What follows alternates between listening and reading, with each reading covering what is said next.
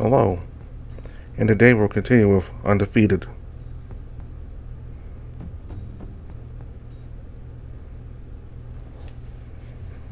Hi, Zan. He sets the door quick, beaming wide. I didn't think you'd be back so soon. How did you get in here? I heard you the first time. Now keep asking until I get an answer. How do you get in? The door was locked. Leave. Bruce sighs and drops down on Redline's bed, visibly uncomfortable. I didn't mean to creep on you or anything. Honest, I just came back for the last of Redline's junk. Why does your thumb work on our door? The champ comes with some privileges, one of those being unlimited access to pretty much anywhere in the facility. So you can get into any room you want? Pretty much. Not that I've tried anything weird. When I got bumped from Tier 3 to Champion, I left some stuff in my old room, went down to retrieve it, and I was able to unlock the door, even though someone already moved in. Scared the hell out of them, huh? Tried a few other doors after hours, and they're all unlocked right away. Been able to do it for years, so it must have been an oversight. So you were just gonna sneak into the room? Just to get the rest of Redline's things. I didn't think you'd be in back. Not like I was planning on hassling you anymore. I fucked you up enough as it is. He looks guilty. I sigh and sit up in my bed, sitting on the side of it, facing Bruce. It was really nice of you to help out Redline with the whole move day. Better me than some of these other creeps. We don't want some random heavyweight fucking with Bruce's stuff. Still can't believe Fang wouldn't just hire movers or something. You'd be amazed at all the way they tried to cut costs down here. I was the only one that actually volunteered to help, Bruce said. It was mandatory for everyone else. I'm still very appreciative. Do you need any help moving the rest of it? I need 3 hands, and I really don't want to make a third trip so sure. We gathered up the remainder of his belongings and made our way up to the staircase. It's a little awkward, but I don't know which one of us is feeling more uncomfortable. Red's room is still a mess, but he's just moved in, so I can't really blame him for that. We set the last few things in the corner and Bruce clears his throat. There we go. The room feels way smaller already. Maybe it'll be better than when he tidies up. Yeah, sure. Hey Zan, since we're actually alone now, He sighs and clenches his face. I'm sorry. I'm really sorry. You don't have to keep apologizing, Bruce. It's fine. No, it's not fine. I should have been more careful with you. Yeah, and I really don't want to make enemies with someone so close to Red. He has too much to deal with already. So, and you don't have to forgive me. I know that, but I just really want you to know how sorry I am for everything. Thank you. I'm glad Red has someone to hang out with. His last group of buds bailed on him. They were like them anyways. They were creeps. He should be around people that actually give a shit. I can't exactly say I've done a good job at giving a shit about him before recently. I guess what I'm trying to say is, I don't know. Keep an eye out for him, will ya? He's one of the good ones. Fighters, one of the good ones to have around down here. He lets out a frustrated sigh and drops to sit on the bed. I'm sick with words. You get what I mean, right? I think so. I sit next to him. The bed is shifted uncomfortably towards his end. It's just gonna be hard if he's on a different tier, different room, different coats, probably different schedule. Don't worry about the coats thing. I think the little mutt's got a faith for Bucky. He's not going anywhere. But the room thing will be tricky. I gotta keep up appearances. You don't normally have access to this floor. Not unless someone gives me access, or I could just win a fight and get to tier 2 easily. Heh, yeah, easy. You actually hit me pretty hard in the last fight. Feels like you've been working out. I roll my eyes. Yeah, I'm sure it was just a lucky shot, but thanks. How do you know Redline? Bruce shrugs. Yeah, we're co-workers. That's pretty obvious, Bruce chuckles. Nah, Red was pretty hard to miss when he first came down here, little fucker's loud. But he's also fun to have around. Life of the party, always coming up with stuff to do when you're bored. Yeah, I know how that goes. I don't think a night went by without him trying to convince me to try something new. Swimming, gaming, treadmill, races. You ever take him up on that? Nah, why not? I don't know. Bruce leans back and smiles. You're missing out, man. He knows how to put a smile on people's faces. Or tries to, at least. All the other guys just laugh at him. Pisses me off real bad. He deserves better than that. Better than all this. There's a beat of silence, and Bruce continues. Anyways, first time I see this guy, he starts freaking out, like in a good way. Happens all the time when I meet fans. He smiles a cocky grin. For a second, I swear I could see sparkles around his face. But then, get this, he has to spar with me. Can you believe it?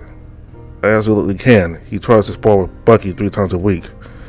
Right, but that's cause he's a gay little fuck. You can't just walk up to the biggest guy on campus and ask to fight him. Anyway, I said yes, but kinda as a joke, cause it's like pulling teeth to get guys my size to roll with me. So what's the little twerp gonna do? And he choked you out? Yeah, maybe in his wet dreams. I made him tap about 20 times in 5 minutes and left him on the gym mats. But the little fucker came back the next day, thanked me, and asked for a rematch. I always feel like that would get annoying fast. Maybe he was an asshole, yeah, but that's the difference between Red and the rest of these creeps. Red gives a shit.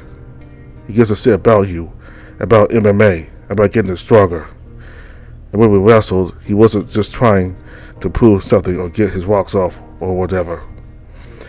He actually wants to get stronger. He has fun doing it. So no, it's not annoying. I'll wrestle him any day. Or at least I would, till I got a fun little sermon from the commiss about fraternizing with the lower tiers. I didn't have a problem with it, but he went on and on about how it won't harbor the right attitude that they strive for down here, whatever the fuck that means. And then you joined the picture and, yeah, it's been a minute since I got to hang with Red. Feels like I haven't been a good friend to him, so helping him move is the least I can do. He looks frustrated, maybe disappointed. It's so hard to tell, but at least I feel like I can lower my guard a little bit. I know what you mean. I haven't done a good job at being friendly with him. I guess he's waiting for me to continue. The way I lived above ground was totally different. I was alone for a long while, and I kind of expected to be the same down here. But he just never quit. I didn't get it, and it frustrated me. I didn't deserve it. I still don't think I do. And so I kept being an asshole, expecting him to get fed up and leave. And then I wouldn't have to feel bad he has to be put out. And then I wouldn't have to feel bad that he has to put up with me. Then I could keep being alone, and he could find someone else that deserves his good attitude. Sounds like bullshit. I don't know what you did to think you deserve to be alone, but if you're anything like Red, it's probably bullshit. Plus, he wouldn't try to be your friend if you were an asshole. But I'm glad I finally got an explanation. You said a lot of shit when you were loopy from those meds. Meds, alright, the trim. That was you. You carried me back to my room after my trim. I thought that was a dream. Nah, you're lying as fuck, and it was a short trip. Why did you do that? Bruce shrugs. Because I needed to.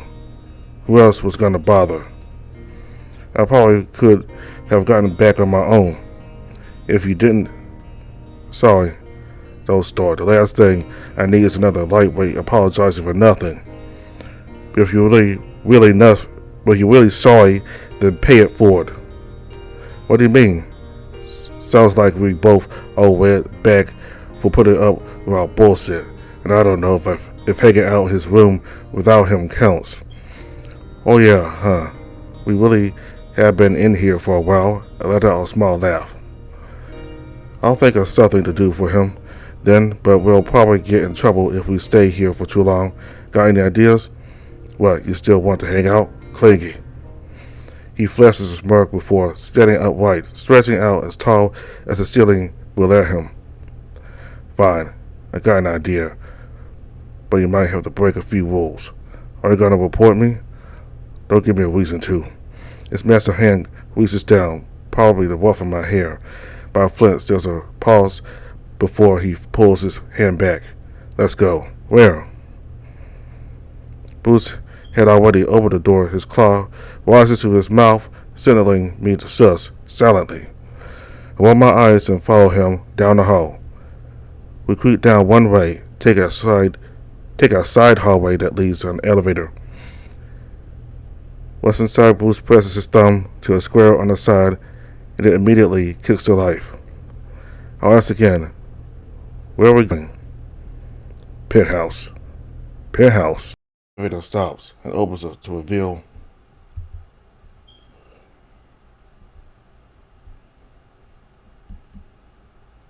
penthouse.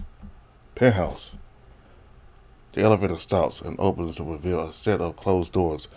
Bruce unlocks them and steps inside. I step into Bruce's room. No, more like an entire house. The doors lead into a living room area divided by a hallway with doors that lead into other rooms. This is enormous. Yeah, renovated and decorated it myself. Do you actually? Fuck no. I'd probably break something. Well, not probably. I definitely have broken a couple of door frames. Come on, I'll give you a tour. Bruce leads me through the entryway. Living room. It got two couches with a huge flat screen TV, along with an entertainment center housing a lot of books and game consoles. Can't help but wonder. It's weird. It feels too nice. That's not what I should say, but Bruce laughs. I get what you mean. Like I said, I didn't furnish it, but they did a way better job than I ever would have. As long as the bed's comfy and the food's good, I don't give a shit. Oh, and the temperature. Yeah, I noticed it's kind of muggy in here. That's the humidifiers. And I usually keep the thermostat cranked a bit. I can turn it down if you want. I guess that's the dinosaur's blood for you. It would be rude asking him to change his living situation when he was the one that invited me. Here, one sec. Without asking, he presses a few buttons on a keypad on his wall and the temperature starts dropping right away. Sorry about that. You really didn't have to. It's fine. But thanks. He smiles and continues his tour. Dining room. Bedroom. Bedroom's at the end of the hall. It's all for so much. Why does he need a full-size dining room? His bed looks as big as my entire room. And his room is almost 3 times the size of that. I think that was my favorite part about getting champ status. The private bathroom no more communal city. Yeah, I bet you have hot water in your shower too, and the tub. Bruce opens the bathroom door, revealing a bathtub. No, more like a hot tub, with enough space for even Bruce to walk around in. They don't even have tubs above ground that fit me well. I could swim laps in this thing. Don't tell Red that, hell. He's already tried. I told him that the pool is for swimming laps, and my tub is for getting dunked under while the jets are on. Oh, so he knows about your room too? Yep. Invited a little trip with a bunch of other guys one time to watch some Apex fights. Apex is a rival fight league. There's a lot of talented guys in there. I'm still Redline fawns over them all the time. I know he's brought up his many crushes on the men from Claw Store, so Apex seems up his alley too. It kind of reminds me of another VN that we played on the channel before. Sounds like a fun night. Yeah, cleaning up after a bunch of wild animals that ransacked my fridge was awesome. There's a reason I haven't hosted a fight night since. Your fridge? You have a kitchen? Oh yeah, the end of the tour. Bruce leads me through the final doorway off to the side, revealing a massive kitchen. Plenty of countertop space, a kitchen island with a stove and a huge fridge that Bruce starts digging through. Sorry, I suck at hosting. You want something to drink? You have this whole kitchen all to yourself? Yep. We don't even have access to the cafeteria all the time. Bruce sighs and closes the fridge door. Yeah, now here the hours are gonna get cut more, so stay on top of that. Ready to hear that? Champ's interesting. He takes a swig of some heavily branded beverage featuring Fang's logo as part of a promotion deal. And I overheard Theo talk about it while I was doing a photo shoot. Great. Bruce slides a similarly branded bottle across the counter toward me. It nearly topples over, but I catch it and have a sip. Not bad. So first they lower the portions, and now they're fucking with the meal hours. That's the part I don't get. Some of these guys have specific diets. Hell, I probably wouldn't be where I am if I couldn't make my own meals. Feels like they're making it harder for us to actually succeed. Hey, the less people that succeed, the less money you gotta pay employees. That doesn't feel like a good way to run a business. Well, neither does pitting the smallest guy I've ever seen against a big, dumb fucking monster. But hey, the fuck do I know?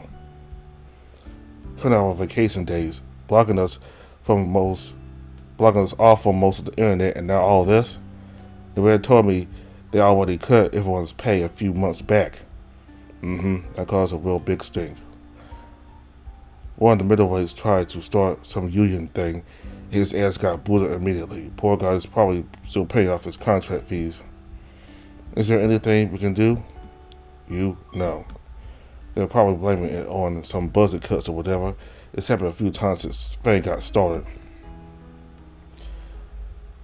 Just the sad reality of the company being owned by a rich piece of shit.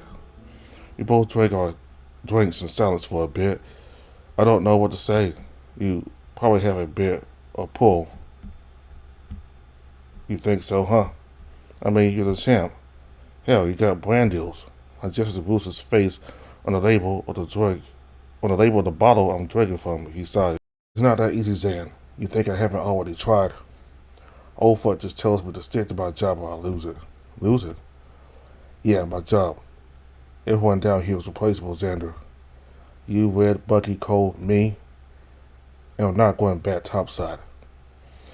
Bruce growls as he speaks and drops his empty bottle in a recycling bin. The mood got really intense out of nowhere. I get why he's afraid to lose his job, but our jobs are getting worse.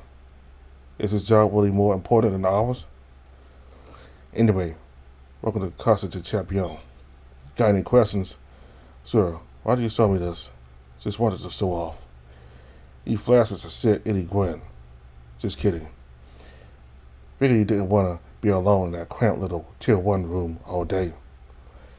Well, it's less cramped now that Raylon's out, so someone else moves in. Hey, maybe they bumped that Jesse guy down. You get to stay with him. Maybe they'll throw Cole your way too. Free up some space in the Tier 3s. Yeah, no thanks. I'll move back in with Red then. Yeah, gonna share a bed with the little guy? I guess you're pretty small. You both could fit. He sprawls out all over his bed, so he might just kick me off. I've tripped over his seats more times than I can count. Well, worst case scenario. My couch has a pull-out bed, so I don't know how to respond to that.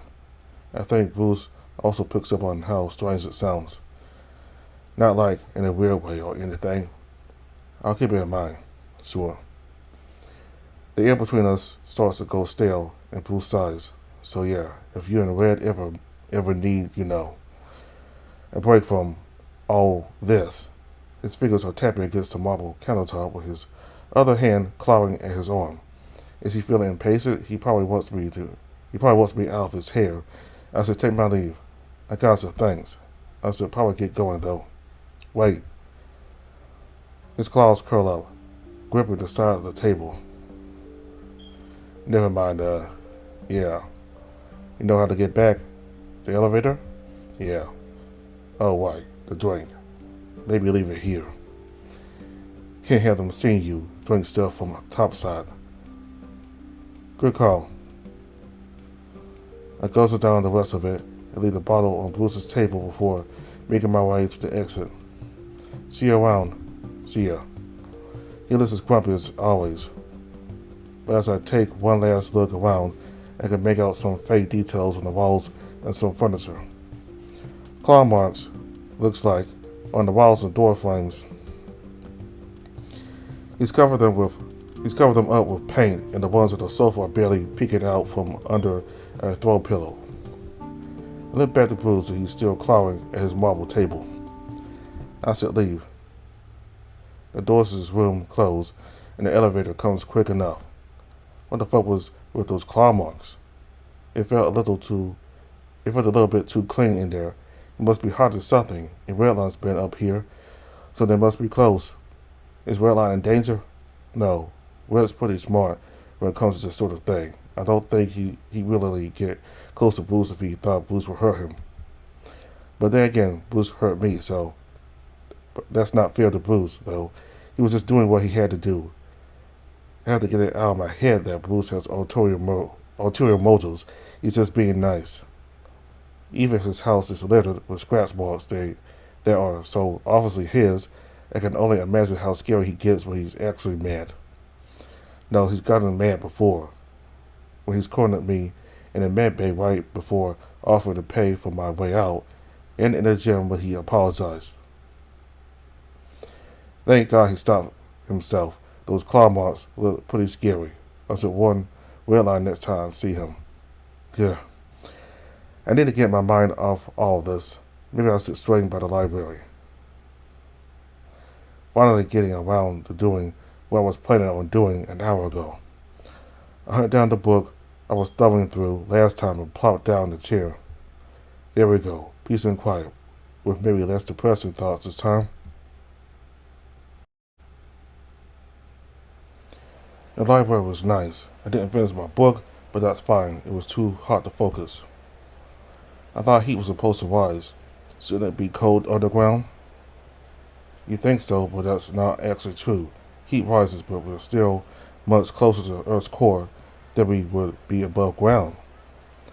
I didn't think it would make that much of a difference, but maybe Redline's onto something. Of course I am, dude.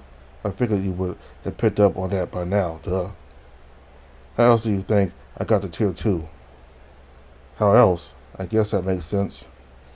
It's all just a matter of being smarter. And being a better fighter, of course. Yeah, that checks out. Hey, look on the bright side. Maybe Bruce will just snap your neck in the next fight. For some reason that fills me with some horrible sense of unease. Something from the pit of my stomach starts to grow. Up though, my chest up into my throat. I can feel it stretch the lining of my diaphragm, aching to get through until it blossoms at my lips. Stop. It's all I can manage to say, choking on my words that are getting swallowed down my throat. I can't breathe. I can't get words out. I'm choking on nothing. Nothing he can see, but it feels real. It's real, and it's stuck in me. And I need it out. I need it out. I need it out. My hand sweeps for his paws, nearly throwing myself over the lunch table to grasp for them. The raw force of my grip alone almost manages to snap his wrist in half, but he stares at me as if it's nothing. I double over, coughing and hacking every violent thought out. Blood splatters onto the table, each drop spelling out my sins, my fears, my love. Sick kid, you made a mess out here. Right? Maybe that's why his parents got rid of him. I didn't need them to tell me I'm a piece of shit. Silence spreads through the cafeteria in an instant. Everyone's eyes are on me. Some scared, some shocked, some angry. Redline chuckles nervously and clears his throat. Hey, Zen, you kind of made a mess here. I did? Oh, I did. There's blood all over the table, some of it even spilling on the floor. I can help you clean it up, like you always do. Like I always do. Here, you have some on your lips. He brings a napkin to my face, dabbing at the blood, the copper reminder of what I deserve still fresh at the root of my tongue. I can't stand looking at him. He's always cleaning up my messes. He's always putting in the work to make me feel good, and I treat him like shit. I know. Oh, he knows. I do. Then why is he smiling? Because maybe I deserve it too. My stomach starts to swell again, and I can feel it grow up through my throat. I clutch at my own neck, leaning back and turning away, but end up stumbling and dropping to the floor. Don't look at me. Don't look at me. Don't you dare say you deserve this. Nobody deserves this. Nobody deserves to feel the way you feel. Then I guess you don't know me as well as you want to. Another cough, another spray of blood, this time on the floor. My whole body is shuddering the same way I get after I throw up. I got sick a lot as a child. Makes sense. You're always pale as hell. How many nights did your parents waste staying up with you while you were sick? Too many. Poor thing would be better off dead. Especially when they found out you're a faggot. The bubble already present in my throat popped before I could open my mouth, and I collapsed in a puddle of my own blood with more dribbling out of my mouth. It hurts. My throat feels like it's been scratched and clawed wall. Claws like Bruce. Bingo. I can't feel my throat. I need to say something. I need to get these words out before I end up choking on them. I need someone to help me. I need help. Please. Red. Bruce. Someone call a doctor. Drayden can't stop you from getting sick. He can only filter through your bullshit. You're the only one that can do the things you need to do. I need help. Redline sighs, rolls his eyes, and walks over to me. Alexander, I'll help you just this once. He reaches down, pulling me out of my blood. No, it's more like oil now. Thick black tar that started to spread its way across the floor. Bruce has already stepped out of it, but everyone else is shaking. Redline holds me onto his back, and I cling lazily over his shoulders. He smiles as a trail of ooze drags down onto his arm. See what happens when you keep it bottled up? I'm sorry. I know. I'm going to weigh you down. I know. You're better off without me. Xander, I know. Let's get you to the doctor. Maybe he can fix you up again. I don't think I deserve to be fixed. I know. I don't think I do it either. Why are you being so awful to yourself? You know I can't say anything to comfort you right now. Right now? Then what stopped you from any other time? I think I will throw up if I try. Then I'll help you clean up. You're too good to me. I know. But hey, look on the bright side. Now that I've moved out, you won't have to see me anymore. I blank and the hallway's gone. Where did it go? Where's the cafeteria? Redline I. There's Redline. I was on his back, and now I'm on all fours in the tar. It must have been spread outside the cafeteria. I wasn't fast enough. My mouth opens to cry, and nothing but tar dilutes out. My throat is so raw it's gone numb. There's so much nothing piled up inside my stomach that it had to go somewhere. Better out than in. No, that's not true. It would have been better inside me. Then everyone could be happy. Everyone could carry on just fine. It's pulling me under. Maybe it's not so bad. Maybe it's just what is supposed to happen. Maybe it's better this way, like falling asleep. I drop to my side, and the tar melts with my clothes, my fur, my skin, my bones, everything fuzzy. It's too hot down here anyway. Xander? His voice rings through the ink, and I try to move. He's here. He's going to save me. Xander. My stomach's dissolving in this tar, but that's okay. It'll be okay. I need to be okay. I need to be okay for him. I don't want him to see me like this. Only a nerd like you would fall asleep reading a book. What? I didn't. Or maybe that makes you the opposite of a nerd, since nerds love books so much. Huh? My eyes flutter awake, a bit of light seeping through. Too bright. House. When my vision clears, I see Redline sitting next to me. I'm in the library, face down on the table with a book folded open in front of me. And I'm drenched in sweat. Ugh. Hey man, you okay? I think so. It's just a real twinge is all. Do you want to talk about it? He takes a seat next to me. I think this is the first time I've heard him whisper, maybe we should have more conversations in the library. I should talk with him about that dream.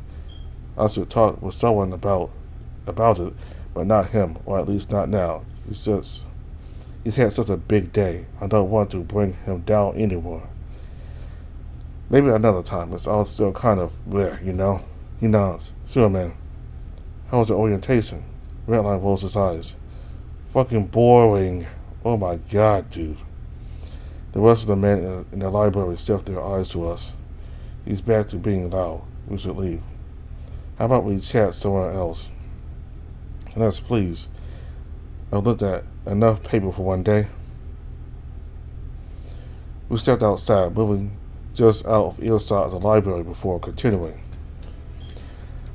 God was a mess. Most of the guys were just talking all over each other. Theo could barely get a word in. But yeah, just basic expectations of fights are going to be harder, and if we lose the first 3 after promotion, we get demoted immediately. Normally, it's a lot harder to drop ranks, but promotions are different. Oh, but hey, I can finally go to the immersion chamber. Not all the time, but now I won't get in trouble for being there. Ah, right. Also, there's a party tonight. Are you going? Mm-hmm. You're my +1. I'm not sure. Redline, that's our little wine. Any chance I could convince you? Why won't be there? He got fired. Is there any chance someone there will try to break your muscle again? He pauses to think. I really don't like how long he has to think about this. Not that I know of. That's the least convincing answer he could have given me. Great. Fine, but I'm not wearing a swimsuit. He whines, but his tail is wagging. That's fine. No throwing me in the water. The wine gets louder, but I stand my ground. You drive a hard bargain, but fine. Good boy. His ear twitches and tail flicks. Before I can react, he's got me by the hand, at least the way towards the immersion chamber. It's starting right now. Let's go. I try to pull my hand away, but he's still holding on tight, so I ought to hold his as well. Red's tail wags faster now. Cute.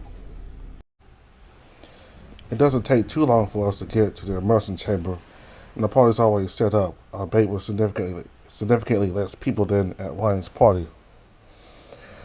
But at least there's no line for the food. Or drinks. Redline grabs a beer out of a cooler and immediately cracks it. He pauses and looks at me, finishing off a sip before speaking. What's up, you want one? It's not really my favorite, but it's the best they got, I think. Right there was none of my business how much he drinks. But it is my business if he gets drunk and starts a problem.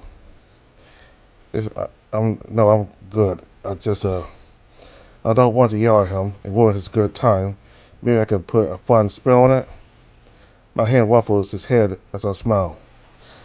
Just be careful, okay? You're tier 2 now. I don't want you getting drunk and having another fight. Concussions aren't good for yings. Plus I don't need a workout carrying you to the med bay again. He whines. Maybe that wasn't as fun of a spin as I thought. Sorry about that. Said, yeah. He feels bad. Gotta divert. No, it's... Bob.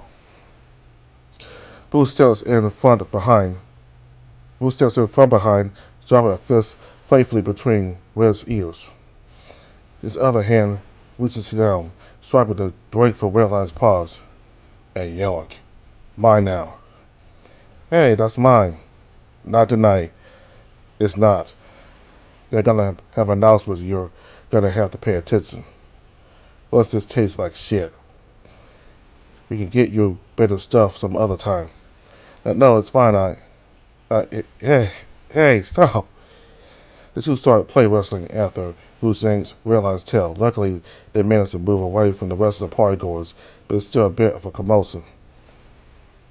It was with the tail stripes. You're giving the other guy an advantage with a handle like this. Hey, it's genetic.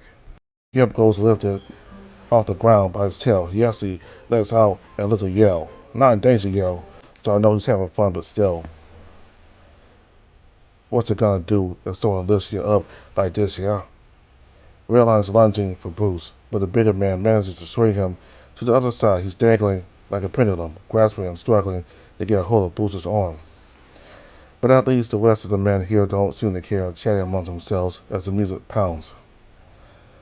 Something deep down tells me I should step in and help out like I did with Cole a few weeks back, but Bruce beaming as Redline barks through his laughter. I should be stressed, but this feels good. This feels right. I don't need to protect Redline, not from Bruce, and even if I don't trust Bruce all the way, it's not my place to tell Red who to trust. He'll be okay, and Bruce is okay. He'll keep Redline safe if I can. I wipe a tear, pulling at the ears of my eye as Red calls my name. Zan! Should we be doing this here? I gesture to all the tables and chairs and people trying to mingle, and both of them stop too. Why, let's get somewhere else.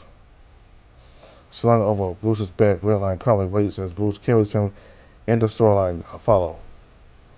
Once we reach our destination, Bruce tosses Redline up into the air, catching him as he falls and dropping to the ground with him.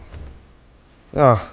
The two wrestle for a few seconds with Redline's many attempts at calling for help silenced by another painful hold. Zan kicks up around the two, spraying me in the face. Zan! They end in some kind of pro wrestling hold. Will's torso is exposed while his arms and legs are getting pulled together to meet behind his back, forcing his whole body to contort painfully. Tag out, tag out, tag out. Red wiggles his hand, currently being contorted by Bruce. I cast a swift glance to the dino, who seems to be enjoying himself. Our eyes meet, and his wild grin quickly calms to a smile. He's content. He nods as if to give permission before going back to making Redline howl.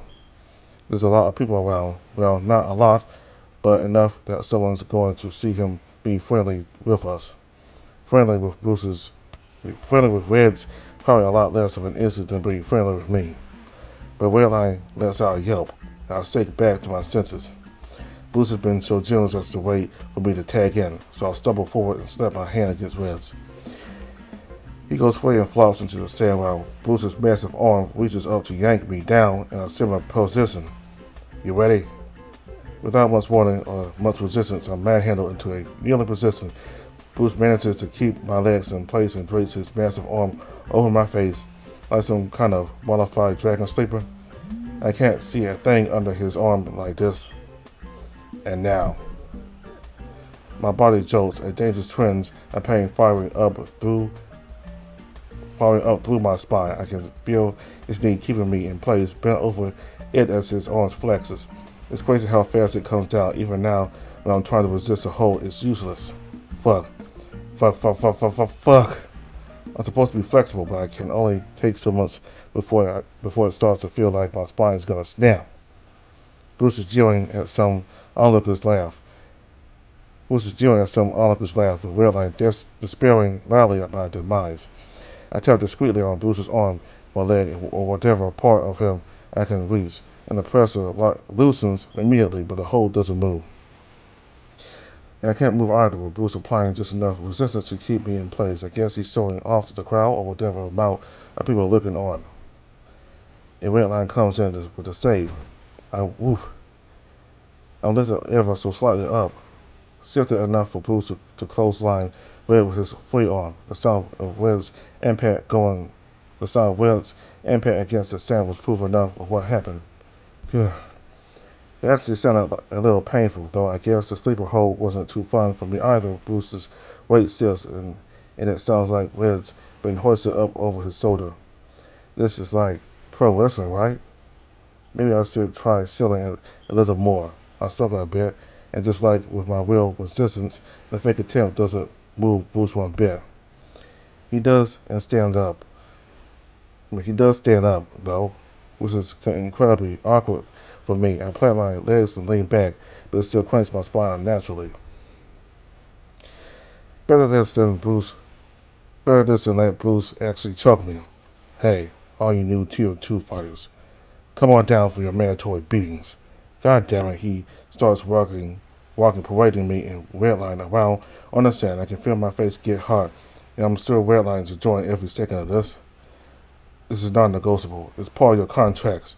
Redline lets out a giggle, and Bruce laughs too. Hey, quit wagging your tail, pup. The beast tosses Redline to the ground, with me immediately crashing down with him. We both lay there while I try to pretend I'm more hurt than I am. Bruce claps his hands. Line starts here, pipsqueaks. Let's see if you earn your promotion. Eventually, Redline and I decide to get up off the ground. Well, I do, while Redline got in line behind the other newly promoted fighters for a second attempt at Bruce, which went about as well as anyone would have expected, but at least he's having a good time and he's not drinking, which is also good. The night goes on pretty quick once Bruce got their attention. I got some good food. The fighters are nice and the occasional breeze makes the temperature just perfect. Once everyone's had their fill of challenging the champ, only Redline remains, who keeps diving back in for more. They have a bit of an audience that comes and goes, so at least there's entertainment that doesn't require me to make conversation with these people. After a bit longer, Redline finally calls it quits. And 3 tap-outs later, Bruce is finally gone with the little guy. He slings Red over his shoulder and waltzes over. The two are drenched in sweat. Yo, you want this? Please don't drop him on me. Boo, you're no fun. I'm gonna go grab some food. You want anything? I said actually, think so. Stripes. Redline lets out a little wheeze and Bruce chuckles, patting his ass. Let's get you some water. Bruce carries him over, and as they walk away, I catch the grin on Redline's face. It's not often I get to see him so thoroughly exhausted. And just about I'm out, Bruce was sweating. He seems pretty tuckered out too. And I'm only proven right when he sits down across from me at one of the little tables down by the beach. Well, more like collapses down. I'm surprised the chairs can hold that much weight and force. Yeah, this fucking mud, dude. Red also takes his place at the table, seated next to me with a full plate of food. Bruce's massive paw reaches over to ruffle Redline's hair, which he seems to immediately regret, taking his hand to flick off his newly acquired hyena sweat. So he had fun? I don't know. Did we? Yeah. One look from Bruce is all it takes for Redline to let a little wine slip out of his throat. He's still leaning back in the chair, nearly limp. Yeah, we did. I don't think we wrestled like that since. Damn, I can't remember, huh? Not since the old man yelled at you, huh? Oh yeah, how long ago was that? Don't know. Said he was scared you were gonna get hurt. That's so. Yep, he said that I was way too strong for you. I like your imagination, Red. He reaches over to ruffle Red's hair again, then smears the sweat from his hair onto the hyena's face. Does fur always collect this much sweat? Yeah. Yes. That sucks. Yep. But it makes it soft. And it collects so much sweat. And you have to get it trimmed like every week. I could never. Who's getting their fur trimmed every week? Yeah, it's only about every once a month. It's only about once every month or two. And most of us said so. Yeah, God, that's right. I forgot about the setting. Last guy I tried dating left fur fucking everywhere. You guys should be required to carry some kind of lint roll or something. I think we should be offended. No dinosaurs shed their skin. Yeah, worst fucking month of the year. It's itchy, there's chunks of dead skin all over the place. It's hard enough to brush it all out of my bed. Then I got a vacuum. I thought birds molded year round. Do I look like a fucking bird? Red leans over to whisper loudly. He's dodging the question. There's nothing to dodge, I'm not bird. But I thought, he raised his claws flippantly. Yeah, I know. Evolution, whatever. It's closer to like what snakes do. So you, Bruce clenched a hand over Red's muzzle and continues. Not a snake either. But I don't have feathers to mold, so it's all just kind of peels off. But I'll trade 1 month of hell over you furball sitting all day, every day. I can feel you licking my hand, Red. It's not working. The hyena's ears folded down, but I could hear a giggle stifled under Bruce's grasp. I just spent like an hour trading sweat with you. A little mud slobber is nothing. But I bet those antlers are bits and a half to deal with. Bruce releases Red's muzzle and sells him away playfully. I shrugged. Honestly, I haven't grown them out since I was like maybe 10, and even then, Mom had me trimmed every few months. Dad hated me getting them cut so short, but I kind of needed it for fighting. What, baby? Did your old man ever get his trimmed? What's his job? What's he lost his job? No. But we shed them every winter, so it's bound to happen eventually. You lose your antlers automatically? Yeah, it's not really a big deal. Kind of like losing a tooth. Yeah, except my toothache was too far getting fucking horns that grow out of my head. But you do have horns growing out of your head. You think I said these? That's just a sip of my head. Since you guys can't wear hats, pretty much everything comes with ear holes these days. You're telling me. One year they tried to give out free company beanies and I got pissed. The old man made me wear it at some company party, so I had to cut holes in the damn thing myself. And they never gave another beanie since. He makes you do a lot of stuff, huh? Of course, he's my boss. Doesn't mean I won't bitch about it. Bruce lowers his voice. Also doesn't mean I gotta enjoy it. Do you not enjoy it? What, streamrolling your ass? Well, I know you don't like that, but before all that, Bruce leans back, his chair goes quiet for a bit too long. Maybe I shouldn't have asked. It's complicated. Both Red and I look at each other, then back to Bruce. See, it's like, just then Bruce sits up, that aggressive scowl slap across his face in an instant. Well, if it ain't the fruit salad, they trying to queer you up too, Bruce. Nah, they were just asking about you. I was telling them all about your little adventures in the sours. Huh. Well, putting business in their place, been a while since we had to use those rookie sours. I was thinking more about how often you kept pantsing dudes. That and how loud you moaned whenever I rubbed your ass with a towel. The man accompanying Cole snickered before the dog snaps a sharp look at them. You started towel fights, but you could never take them. Probably the only thing your ass couldn't handle. I don't know what the hell you talk about, but we need a fourth for volleyball. You done fagging around down here? Bruce's expression freezes over, dead hatred filling his cold stare. The two glare at each other for a beat too long, then Bruce speaks up. Sure. His grip on the chair's armrest loosens, and I can hear the indents his claws make as he walks away. For a second, his eyes start to mine. They aren't as scary as they used to be. Attaboy, Brucey. Try not to pop the ball this time. Try not to bitch when I kick your ass for missing a spike. You sit and eat for a few minutes, watching the volleyball game. Bruce and Cole are on opposite teams.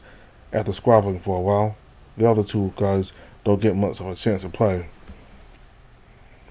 Bruce sets the ball and slams it, only for Cole to dive out of the way of the oncoming cannonball. More loud arguing than Red more loud arguing that Red and I can't really make out, but it seems they don't like how hard Bruce hits the ball. You gonna enjoy them? Seems like a thing. Red sighs and shakes his head. Nah. Is it cold? He nods, nibbling away at his food. I'm sorry. It's fine. It was a bad time, but I don't have to see him that much. At least he has Bruce to keep him company. I don't think Bruce likes him that much either. I kinda got that vibe too. It's like they just flock together. At least Bruce doesn't make fun of me. Well, I mean, not for sucking dick or anything. Once I hit my growth spurt, it's over for these clowns. Any day now, Red. The night slowed down after that. Bruce wandered off with his friends, and eventually I had to get to bed. Said my goodbyes to Redline and wandered back to our room. My room. It's quiet. Now that Red's gone, I guess I'll just get to bed. It's kind of stuffy in here. Without Redline's fan, there's no way to circulate air. Oh, I'll just toss my clothes off and try to cool down. And close my eyes.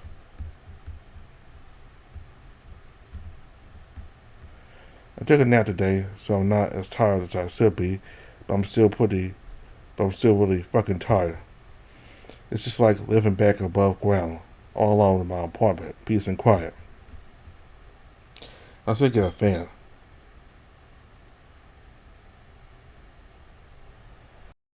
Lunchtime. It was a pretty uneventful morning. Not enough sleep, but a bit of running helped me start the day. It usually helps get me out of my slump, but even after my morning cardio, I'm still pretty wiped. I hear Pip squeak. What?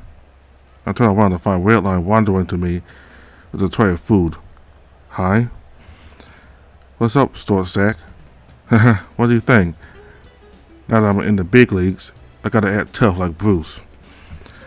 I think you should focus on hitting 7 feet tall first. You think they'll allow stilts? That sounds like a foreign object, so I think it'll be tough convincing anyone to let you in the ring. We spend a bit of time brainstorming methods of making Redline taller before Theodore starts calling people to attention. Good morning, good afternoon, everyone. It's that time of the month it flows back in town. That stranger's comment garnered some laughs, but it's not the first time we've heard it, so it's less funny this time around. We're announcing the upcoming fights taking place over the next 3 weeks. The crowd is garnering a bit of commotion. Redline also seems confused. That's weird. I didn't think we'd hear about this for another week or so. These schedule changes happen often.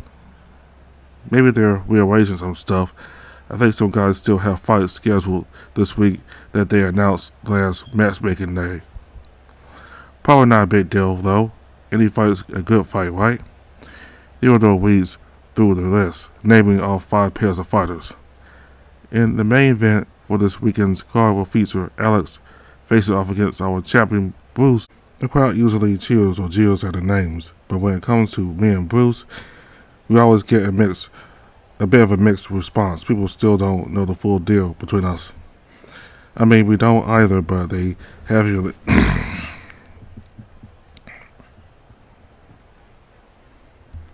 The crowd usually cheers or jeers at the names, but when it comes to me and Bruce, we always get a bit of a response.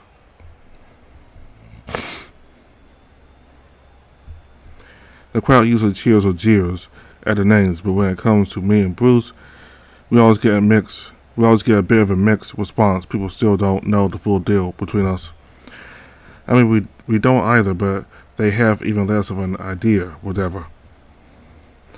I meander on up to where Theodore is standing, where I'm supposed to meet Bruce to face off. He hasn't been here the last times they've announced our fight, so it's a surprise to see him make it to the platform before me. The big guy boasts and poses, clearly making fun of the size difference between us. My face gets hot. I was expecting him to be up here. Normally it's only slightly less embarrassing. Bruce forcibly yanks the mic away from Theodore. I got something to say. Uh-oh. Bruce glares at me, then turns to the crowd. A lot of you guys out here are laughing and making fun of this little buck just because he's smiling weak and pathetic. Ah, but I bet now you got the balls to get your ass beat on live television every month. Let's get some cheers going for the biggest little bitch in our Fang history. Let's our vile laugh, the rest of the crowd following suit. If my face was hot before, it's boiling right now. Ah, look, he's pouting. What's the matter, kid? You still think you can beat me? Everyone's staring, so I go to say something. Actually, I'll answer for you. Bruce presses our heads together. The sheer size of this man sends shivers down my spine. For a second, our heads are touching, just like when he headbutted a concussion into me in our first fight. With a wild grin plastered across his face, he breathes in and then out, steam flowing from his nostrils. You're leaving that ring in a fucking body bag, kid. If you show up, you ain't leaving. You got that? Holds to stare for a second, then turns our heads to the audience. Because I think they all got it. You got that, fellas? He holds the mic out to the audience, letting their wild cheers amplify through the speakers. I go ahead and take my leave, hoping nobody notices how red my face is. At least it feels red. One of the best things about Fang fights is that I don't have to face the crowd all at once when I lose, so this is a lot still. Redline welcomes me back to my seat with a pat on the back. Eventually, Bruce finishes his little show and tosses the mic to the crowd, who returns it to Theodore after my protest.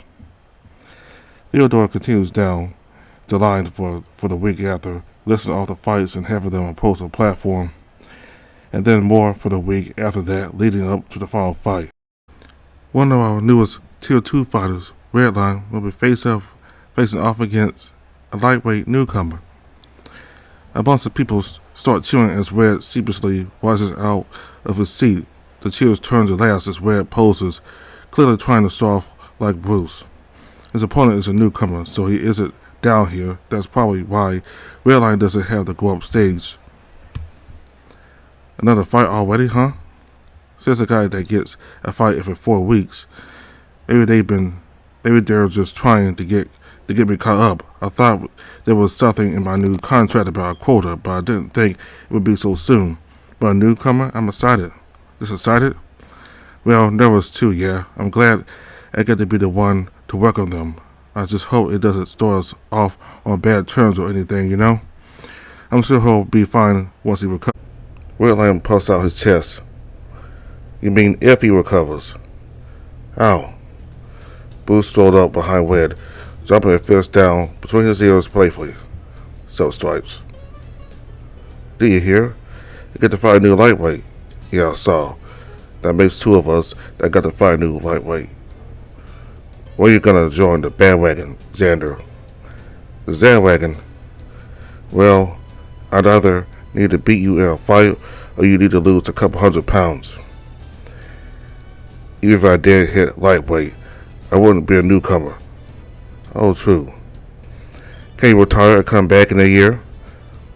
Once I lose 150 pounds, yeah. You boys excited for the day? I'm excited for every day I get to spend with my 2 amazing friends whom I'm blessed to... Bruce clamps her hand over Redline's muzzle. What's the day? My birthday. Redline sits up in his seat, wriggling around to try and get free. Bruce's face is stone cold as always. I can't tell if he's serious. Is it? No.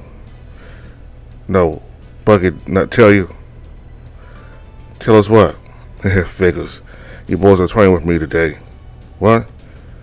Why? Easy. Not just me, a bunch of heavyweights might be helping out with the lightweights. If today goes well, might be a regular thing too. Again, why? Fuck if I know. Ask your coach. He pulls Redline's head again and makes for the exit. See you in a bit. One of these days, I'm gonna climb up and pound his head, see how he likes it. He's got a lot of sharp bits up there where I don't know how well that will work for you. What do you think he knows? What do you think he means training with him? Working out together, what else? Yeah, but why? We've been doing alright with just lightweights. Buck will probably have some fun little reason. It's just gonna backfire him because I'll get too strong for the old man to handle.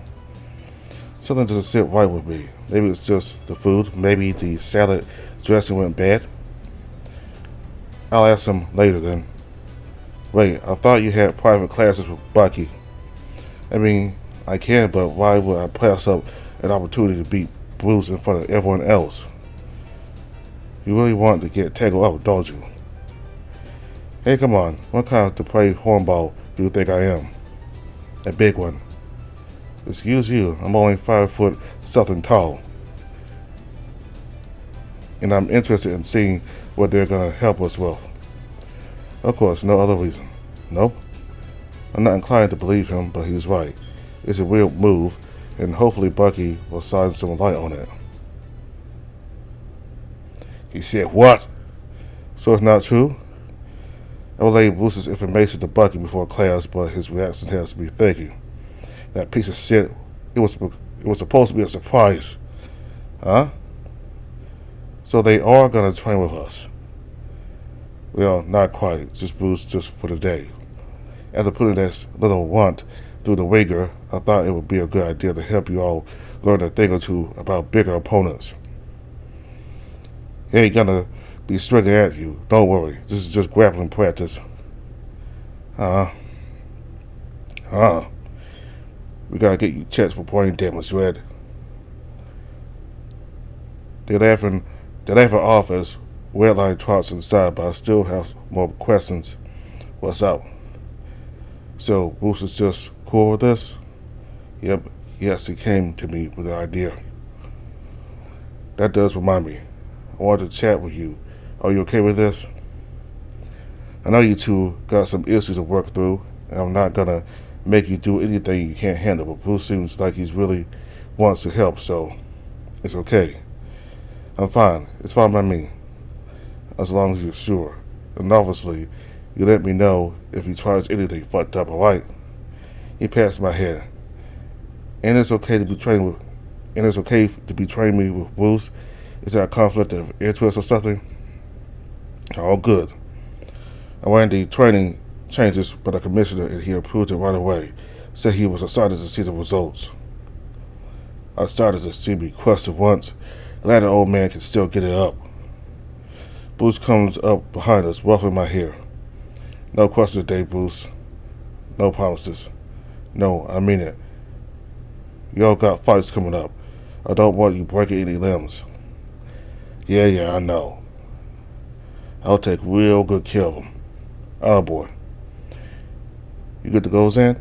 It still feels weird, but I don't have much of a choice. I promise you, everything's gonna be okay. I'll be keeping an eye on Bruce. I know, yeah, everything will be fine.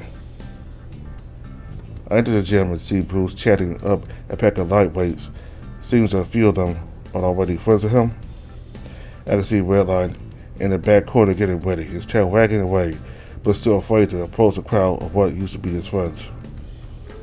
Bruce's laughter breaks out over the rest of the conversations bouncing around the room. It's hard to ignore them, and surprisingly, it's hard to hear Redline talk over them. You okay with this? It'll be fine, mostly, probably. Even if Bruce did want to give you one, I don't think Bucky's gonna let you get a concussion in his class. That's not what I'm worried about. Bucky lets out a sharp whistle and claps his hands. Let's go, boys. Warm-up starts now.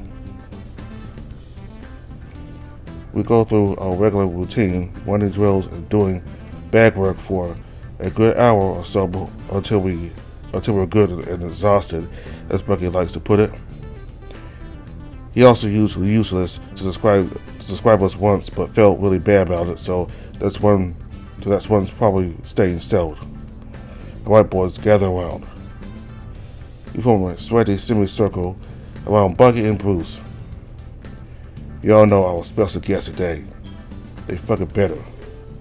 Brucey here is gonna be giving you lads a one-on-one wrestling lesson. And if anyone else calls me Brucey, you're getting a one-way ticket to the medbay. Any questions? He puts his hands on his hips as Bucky pats him on the back. I wanted you guys to get some practice grappling with someone above your weight. a few folks have gotten some pretty big weight differences in their fights, so I want you all to be prepared. When you gotta fight someone bigger than you, like huge big, what's the first rule when it comes to grappling? There's silence for a second, then I raise my hand. Don't? There you go. If you're in a fight and the guy outweighs you by a couple dozen kilos, it might be best to stay off the ground. Now, what are you gonna do if he overpowers you and takes you down anyways? That's kind of a vague question. There are a few ways to get out depending on the situation. That's what we're here to learn today. Who's gonna come at you? Who's gonna come at you one at a time, and we'll coach you through it. Who's up first? A bunch of people start talking, but Redline steps up to the plate first, almost face planting into the dino's chiseled body. Brave. Hello, boy, Red. You two ready? Redline says nothing, immediately going for a single leg takedown. Bruce doesn't budge. He lets out a loud laugh and steps forward, making sure there's enough space to wrestle. Once there, Bruce grabs underneath Red's arms, making it easier to situate his leg to the outside Redline's. Bruce's foot plants itself behind Red's, and with hardly any effort, the two drop to the mat with Bruce on top. Pause.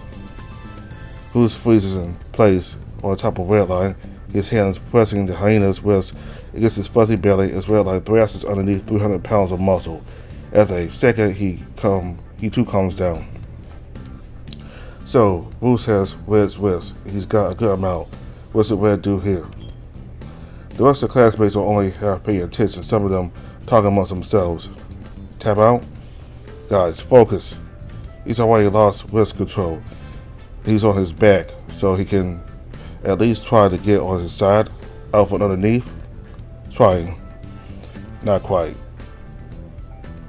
If you get on your side, it's gonna be real easy for me to take any position or hold I want, especially since I got your wrist. You want to take your knee and, hey, Red was already scrambling to get onto his side, and thanks to the amount of sweat on his fur, he slides out before Bruce could get his weight settled on top. The champ still has a hold on Redline's wrist, though. It quickly pulls him close. No, it don't, pup. Holding both their hands against Red's waist, Bruce can hold him in place to his heart's content. If Red wants to move, he has to use his hips, and right now Bruce has those pinned down.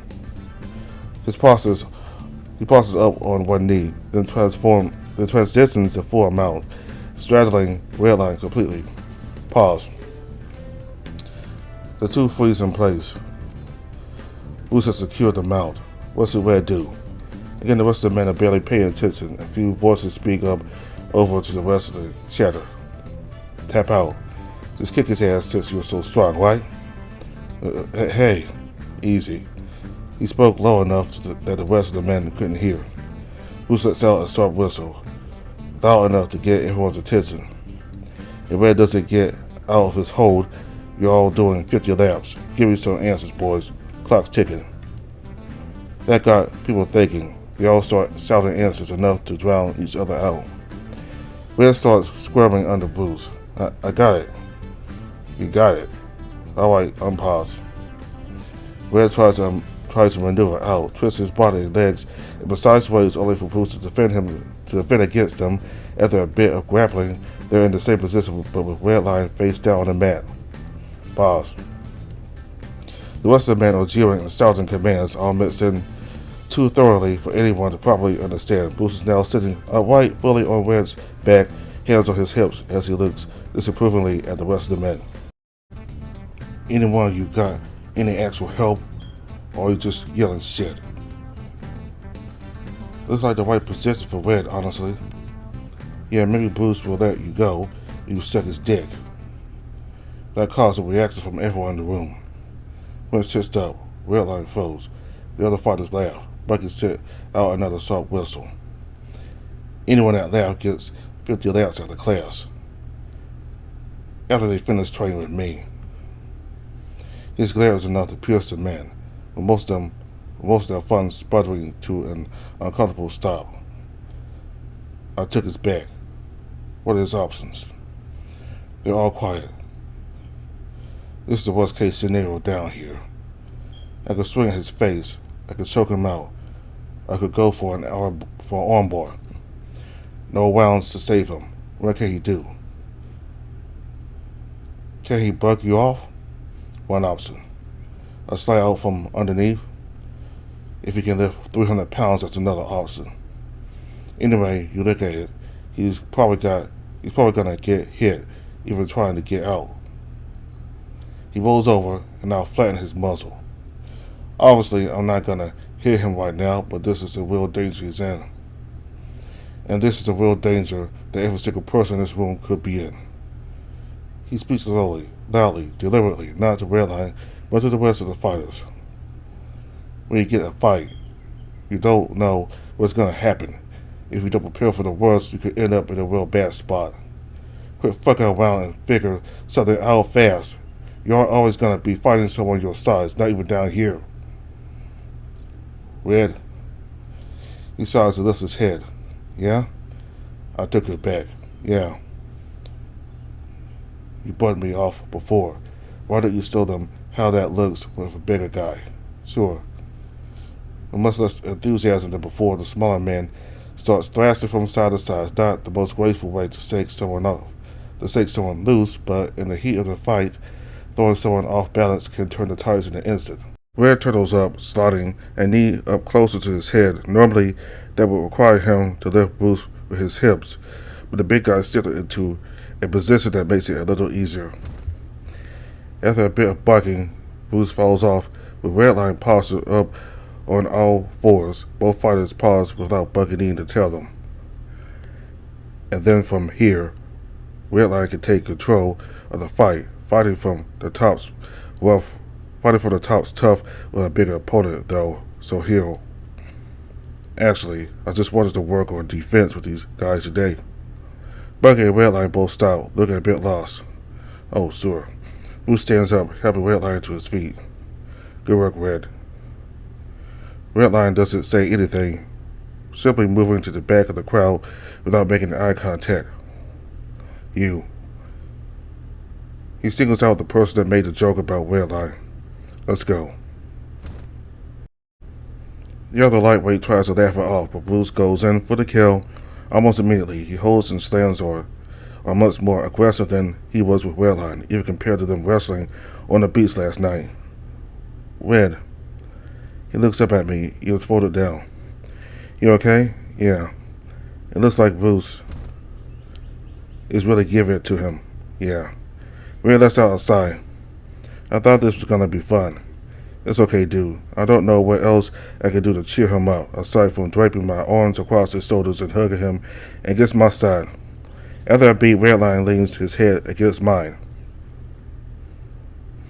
We watch Bruce test the other fighters' abilities together. Well, test is the wrong word. He works through a series of holds with each guy, clearly going just far enough to scare them, all while Bucky coaches them through it. Every man in the gym gets his turn, all except for. Yup, Jan.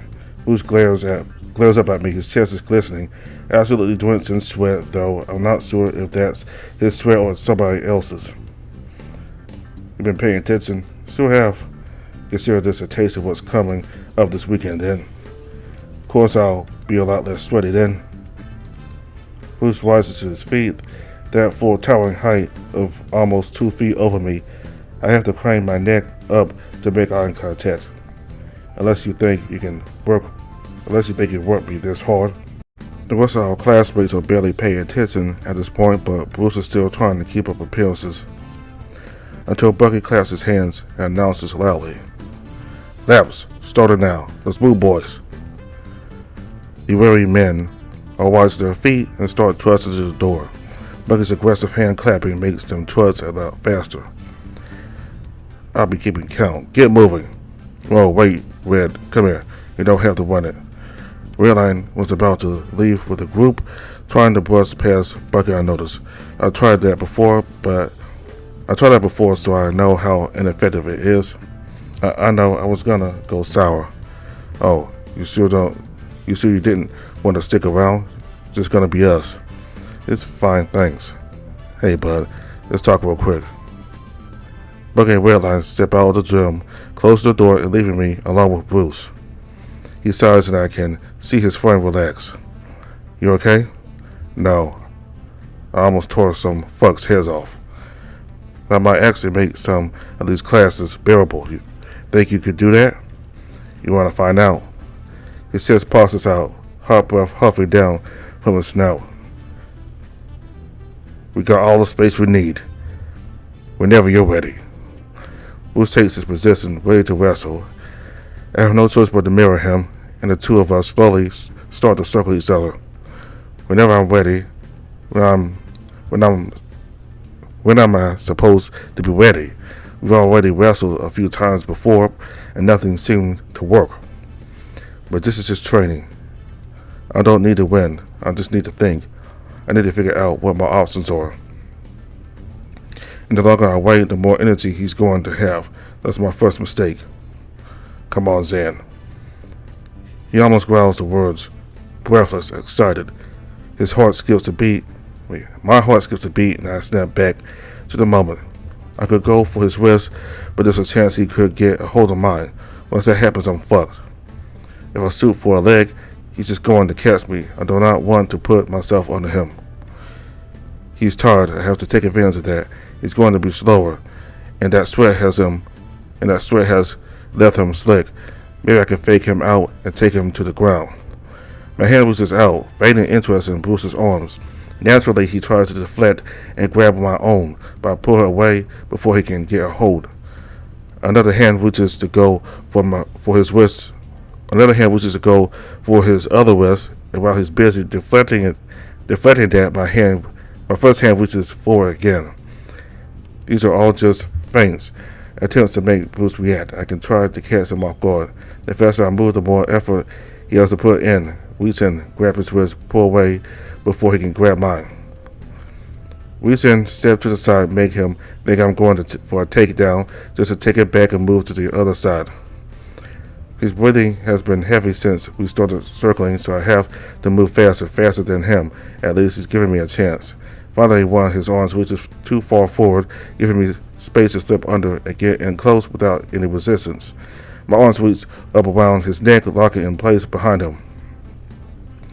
His hand gives a growl, realizing too late that I'm close enough now. Carrying my momentum, I slip a foot behind his ankle and slip it out. If Bruce weren't wiped out like he is now, that might not have worked, but after wrestling for over an hour straight, anyone is bound to make mistakes. He wobbles for a second, but with an extra shove, he topples to the ground. Heavy bags around the room shudder as Bruce lands on the mat with a heavy thud. I scramble to take advantage before he can react, landing on top of him and crawling to mount his waist. Attaboy, Zan. Now, how are you going to handle this? His thick arms reaches for my neck, clamping down around it as he pulls my face into his chest. The other skilled arm folds over it, creating a nearly unbreakable lock.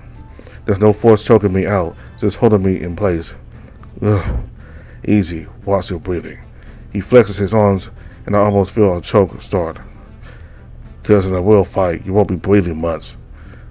I can just hear the cocky grin on his lips, focusing. My hand finds purchase on his abs. If this were a fight, I could strike here to try and loosen his grip, but not right now. I want to slide my hands under your lock and try to separate it. Good. If I do that, you can get a hold of my arms too. Also good. For me. You can swing for my body. You can weasel out of my hold if I'm slippery enough. You're right now, yeah? That don't mean shit. Hey! Best to take advantage while he's talking. I press my head against his pec and pull out. Luckily, the sweat was enough to lubricate me free of the hold. Before he can get another hold, I scramble up onto his abs and posture up. Good God. It's hard to focus when he looks like this. Shit. I'll give her that one. Alright, wise guy. What's the plan from up here? He holds his hands behind his head, showing off his chiseled body. I take a second to breathe. I mean, My fist presses gently against his chin, signifying I'd be able to strike in a real fight. I'll just knock you out, right? Sure, if you can. Got a diamond jaw, though? I roll my eyes. Yeah, I know. I've seen your earlier fights. It's a good look for you. What, you like my old gear? No, I like you getting beat the fuck up. Bruce lets out a deep laugh, sucking in heavy breaths as he wipes the sweat from his forehead. Sorry to say, it ain't gonna be that easy, but if you're nice, I'll let you get a few swings in before I win. You're gonna win? Even when I got 4 mount? And I'm hammering away at your face? Done it before. He was a lot bigger than you. But he was also probably concussed. Who says you won't be? You did. I'll say I did. Yes, you told me you weren't going to try to knock me out. Airfly's Bruce moves faster than I could have expected to. In an instant, I'm face down on the mat with Bruce's full weight smothering me. With a heavy grunt, that thick arm slides in under my chin, ignoring any resistance I give. The arm bends at the elbow, and his other hand locks the hold in place. His breath creeps down my neck, forcing a shiver down my spine as the heat plays against my nape. Then how about this? This okay? He speaks quiet, almost whispering. It's not a growl, but I can tell he's not treating me gently. But fine. Kinda hard to speak when I get blindsided like that. Where did he get all that energy? Before I can think, he rolls us over. Bruce lays on his back, with me on top, my backside pressed against his body. With a bit of adjusting, we're both sitting up. His snout still presses at my neck. How about this, then? Don't need to knock your head around to choke you out. I try to speak, but choking my words, forcing out the cough instead. Bruce's holds lightens up, even though it wasn't choking me to begin with. You got any idea to get out of this one? Yeah, good. Can't have Bucky start student tapping out too quick. I feel my heart skip a beat. Fuck, stop. I can't focus. I can't be losing focus right now. My advice? Break the lock with your arms. It might give me the chance to grab your wrist, but there's really not much worse a position you can be in right now. Otherwise, you can try elbowing my ribs. I'll just do what I did in our second fight. You want me to carry you around? Sounds kind of dumb now that I said it out loud. But go ahead and take your time. I got all day. I slowly tried to reach through and break the hold. Bruce's voice is tender and kind, but still has that deep growl behind it all, and his body is really warm, especially after all this training. I could probably fall asleep. Bruce keeps the coaching going. It feels like it's just the two of us here on the mat in this room, this whole floor, the whole facility. All that matters to me is learning how to break out of his hold. His arms are steel beams, suspended with just enough force to keep me pressed against his frame. Root force, no matter how much I apply, can't break through these. Not when we're like this, and probably not during the actual fight. I need to take advantage of his jolts, how they bend, find the weak points, and exploit them until I can make my escape. I'm too fucking tired right now. This might be easier doing the real thing. You got that, huh? Oh yeah. He groans for a second. Let me know if this is too much. We can take a break. Did I say you could take a break? If I had any energy left, I could have jumped. Luckily, Bruce's hold remains firm, and I wouldn't have gone anywhere. He cranes his neck back to see Bucky. Come on, Coach. I've been smearing disguise across the mats for an hour or something. Don't you have some kind of pep talk for him? Well, I got a nice long one. Oh, please, it was 10 minutes max. That's about the length of all our fights combined. I guess that's true. Our 3 fights haven't lasted very long. And the next fight won't be any longer. Xanet, he was gonna put you out cold. What? Is that true, Xander? He sounds genuinely offended, start even. The chokehold suddenly tightens enough to actually constrict. After all the bonding we've done, the good times we shared. I tap and the hold barely loosens, just enough to breathe, but not enough to move. At least Bucky and Bruce are getting a laugh out of this. Can you believe this, Coach? I'll have to pulverize him for even threatening that. Yeah, save it for this weekend. You boys doing alright? Bruce stands up, helping me to my feet. All good here, yeah? Yeah, just tired. Then that means I did a good job. And you both did a good job too. Thanks for helping today. Anytime. I hope it helped. I say so. Gave me a lot of ideas on what to work with. And sorry about the whole, Redline situation. Not your fault. And thanks for sharing what you did. I would have done more, but if I tell you what I was planning, I'd probably get in trouble. Don't get me started on those. Don't get me started on some of these guys. You're fine. Is Red okay? Bucket hesitates. He's better now. I think there's a lot of changes going on for him, and he doesn't really know how to handle it. Anything he can do? His voice goes low, and he sighs. He's feeling lonely, I guess. That's what I'm getting. His family, his friends, people in class, I don't know. You saw what happened, and now he's all alone in his new room, right? Just try to be there for him. I'll do what I can. Same. That's sweet of you two. Just make sure you can focus on your fights this weekend too. Yeah, champ. I looked at Bruce, but he's looking at me expectantly. What do you say, champ? You ready to knock me out? That smell's gonna be the death of me. I'll have Wetline visit you in the med bay. It felt badass at the time. No, it's great.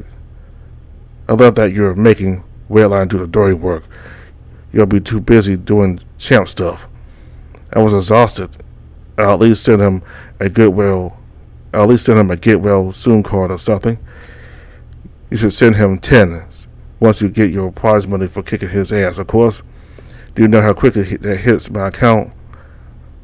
We can ask Bruce once he wakes up. Bucky tosses my hair and laughs as we wait for the elevator to take me down to the arena. The last week has been filled with more intense training for this fight. Thanks for letting Bruce train with us. Yeah? You're feeling more confident. You look it. Well, less scared to get taken down, that's for sure, and less scared of getting my face smashed in. Because you're gonna smash his in. Obviously, Red seems to be enjoying class too. He always enjoys class, well, usually. He likes wrestling around with Bruce, that's for sure. Maybe you and him can trade places and he can have a choice and he can have a chance to slam Bruce around the arena. Don't tell him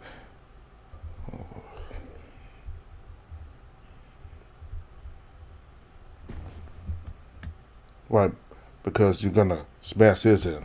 Obviously, Red seems to be enjoying class too. He always enjoys class. Well, usually. He likes wrestling around with Bruce, that's for sure. Maybe you and him can trade places and he can have a chance to slam Bruce around the arena. Don't tell him think that's an option. He'll be hounding me for it all day.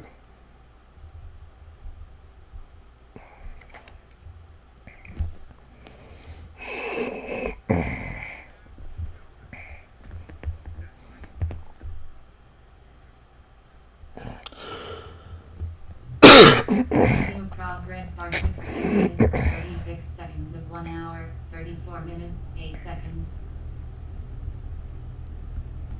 Right, because you're gonna smash his in. Obviously, Red seems to be enjoying class too. He always enjoys class, well, usually. He likes wrestling around with Bruce, that's for sure. Maybe you and him can trade places and he can have a chance to slam Bruce around the arena. Don't let him think that's an option. He'll be hounding me for it all day. He's got that fight in 2 weeks anyways. He needs to be focusing on that. The elevator dings and the door opens. All set? Need me to come down with you? I don't think you're allowed to. Play by the rules. That's the standard, I know. Give him hell for me, alright? I'll do my best. Thanks, Bucket. See you soon. The floor in the elevator is always more chilly than the floor in the hallway. Even the arena's floor is a little less jarring. Well, I don't have to be barefoot forever. It's a short trip down, shorter than usual. I feel less nervous than normal, too. Almost excited the complete opposite from my last fight. My last fight was so angry. I don't like getting that angry. I almost cussed Bruce out afterward, too. I should probably apologize for that. Maybe I should have taken him up on his offer to leave. It would be easier, that's for sure. But now it feels like I have too much that I leave behind. Bucky, Drayden, Bruce, Redline. I at least would want a proper send-off. The elevator reaches its destination and I step out in the light. The glorious stage lights illuminating my path to the center of the arena. I'm not afraid of Bruce anymore. He'll probably try to play it up for the crowd so I'll be matching his energy. After how much he's opened up this past month, I think that's only fair. It takes a lot of trust to open up to someone like that. I have to remember to thank him for that too. Alright, I owe a lot to these people. To Bucky, to Drayden, to Bruce, to Redline. I won't let them down. Before I know it, I've moved inside the ring, hands on my hips as I wait for Bruce. The opposing elevator door opens, and Bruce comes sprinting in. He moves way too fucking fast for a 300-pound man. Bruce reaches the ring in only a few seconds, and the bell rings as soon as his foot crosses the line.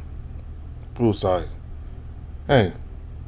The beast's arms whips out, swinging a white lariat down from my neck. I barely manage to duck out of the way as I stagger back towards his side of the ring. His momentum carries him to mine. Bruce's claws drag into the cement as he slows before turning to face me. The slow, ominous turn only gives me more time to prepare. I'm shaking, but I don't think this is out of fear. I'm excited. I'm ready. He tilts his head to either side, forcing a loud pop from his joints, and opens his eyes. The two of us start to pace around the ring, circling each other slowly. Pretty fucking rude of you to avoid that runt. Was just trying to give the scrappy little bits a hug. Gonna need to get close if you want one. How about you come over here then?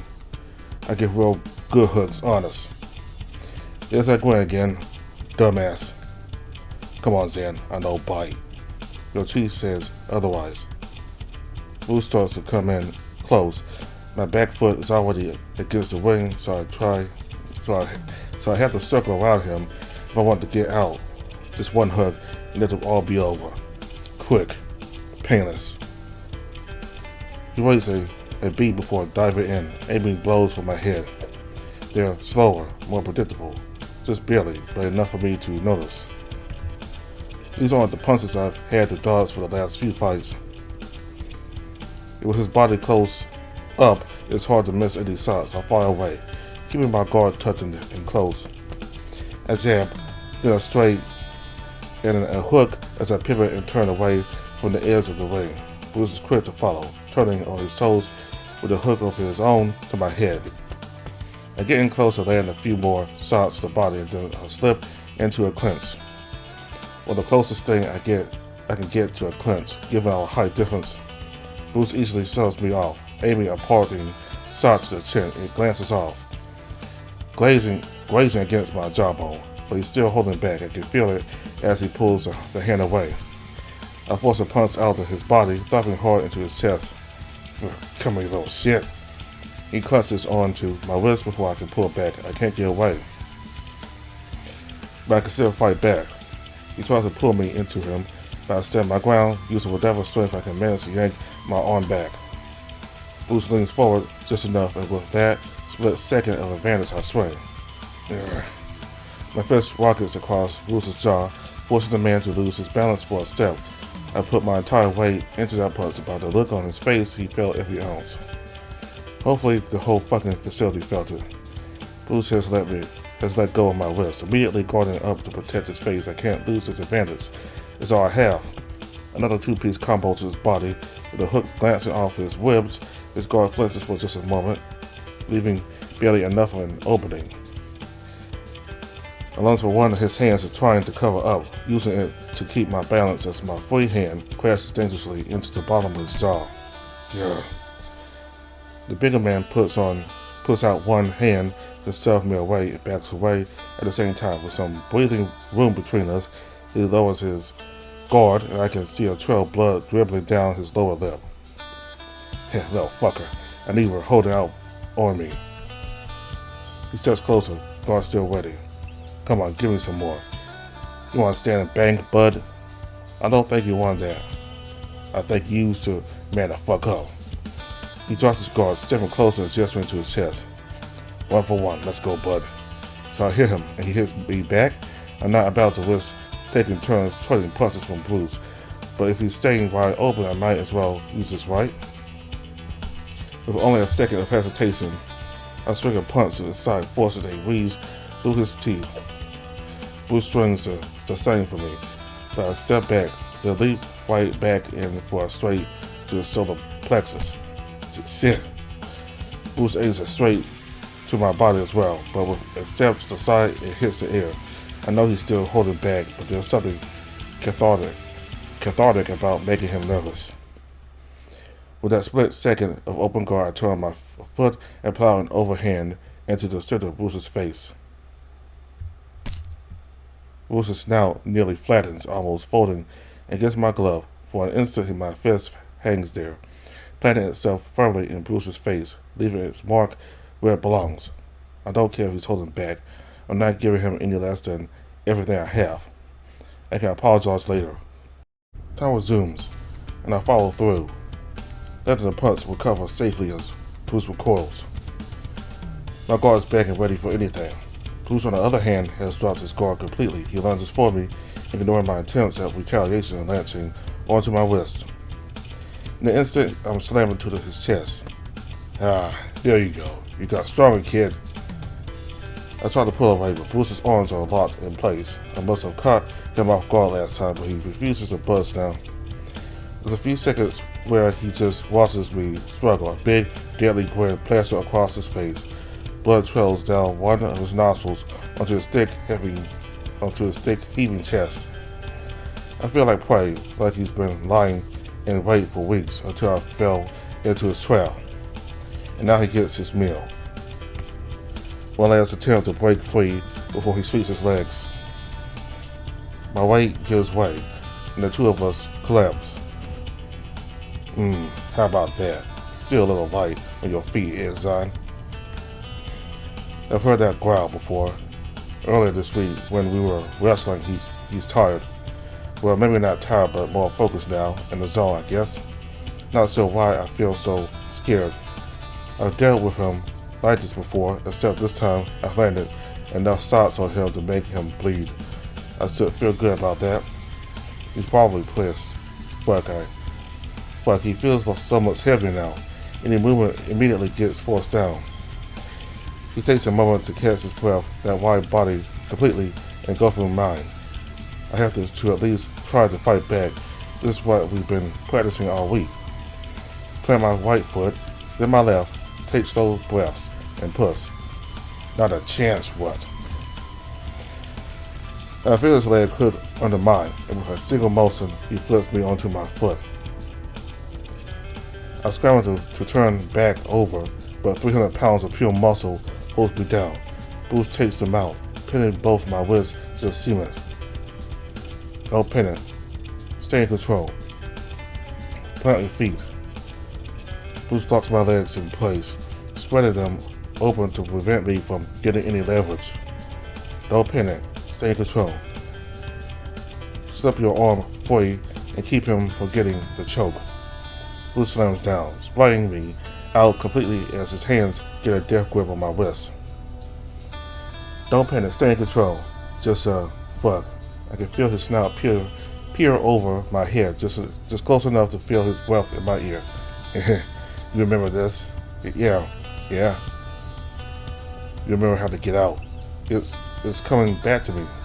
Bruce speaks under his breath, still growing, still panting, still ravenous. Let's speed up the process, yeah. It's too hard to breathe, but I need to focus on getting out before. Fuck. Everything happened so fast, faster than it did in class. Bruce is less tired and probably more fired up after all the blows I landed. There we go. Bruce has me tangled up in his arms, seated upright against his chest. I tried to position a leg in hopes of escaping. Almost there. The thick pythons surrounding my neck constricted right away, cutting off my circulation. The transition caught me off guard, so my chin wasn't tucked. I only have a few seconds to get out. Come on, Zan. What are our options? He's whispering through gritted teeth, probably so no one can see his lips move. Struggling could make it worse, so I had to be careful. I sent an elbow back to the side. Then a second, then a third. Bruce takes them with a grunt, but his body refuses to move. Easy now, you don't want to make it worse. My legs are pinned. I lean forward to try and get him off balance, but he's impossible. I loosen the clutch's arm. It's too thick to completely get a grip on. Kept out ready. I wanted to go all the way. It's getting hard to see straight. My vision stutters for a second, reminding me of the time limit I'm on. I have to keep going. My other hand reaches up behind me, fist around for the wrist that's locked behind my head. Then with my first hand, it's okay. Tap out. He's really strong. Right, the escape. Grab his fist. Got it. I think then I just need to get my hand under his. The press is building up. The lights are too bright, but they're dimming fast.